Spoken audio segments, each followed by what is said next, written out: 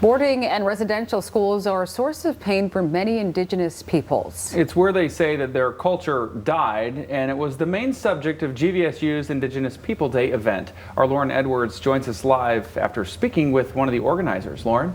Guys, GVSU spent some time today remembering the history of the Indigenous peoples in North America because the content was so graphic and heavy. They didn't want us to actually film the event, which was a talk, but afterwards we got a good look at the images and the significance behind them.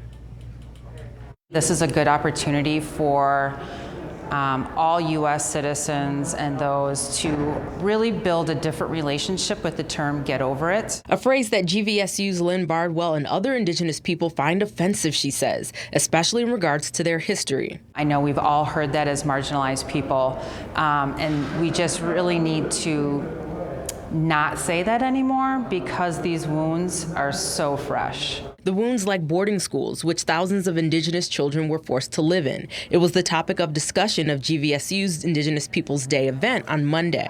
So I think anyone can imagine having their young children, their grandchildren ripped away forcibly from the home and what that does to that child's experience. In the room where the talk was given were pictures of the children at First Nation residential schools in Canada and boarding schools in the U.S. The last one in the nation closed in 1983. It's located in Harbor Springs, Michigan. It's called the Holy Childhood.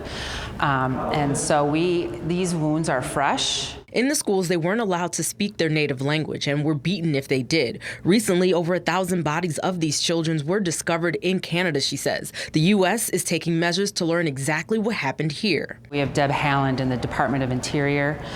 She's administered a task force to do a report that's due in April. As for now, Bardwell encourages everyone to learn about Indigenous history and culture. She says their history is all around us. I think locally, I would love it if more Grand Rapidians were to take the time and to learn about the Anishinaabe history along the Grand River, what it means to our community, and how to better support our community.